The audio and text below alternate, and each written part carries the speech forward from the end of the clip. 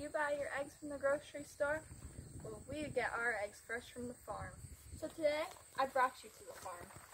So sometimes our chickens, they like to lay their eggs in cooler places.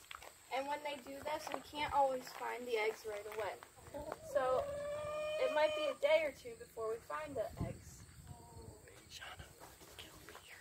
Now, as you can see, today, the chickens, they've laid an egg under here. Now, we don't know how long this egg may have been laying here. It could have been here for a long time, or they could have just laid it this morning. So, we don't want to have a rotten egg, so we need to do a test.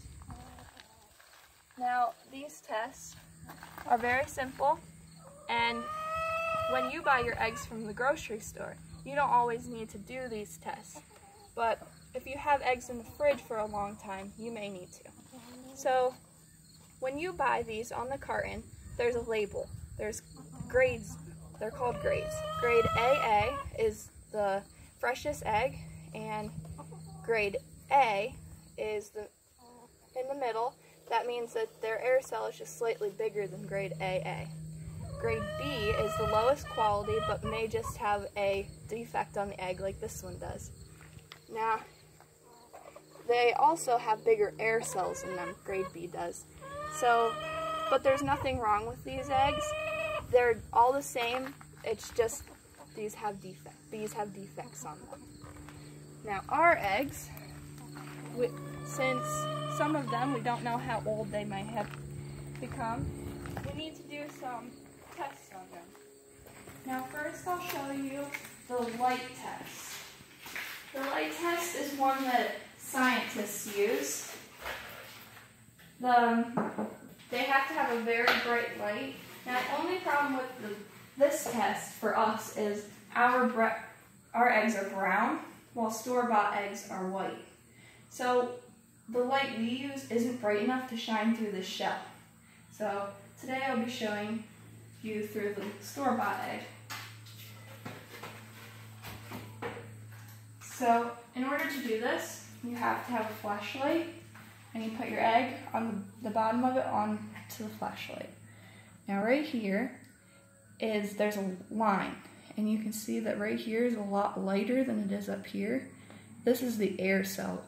Now this, if it's really big, then that means that it's most likely going to be a grade B egg. If it's small, the smaller, the fresher.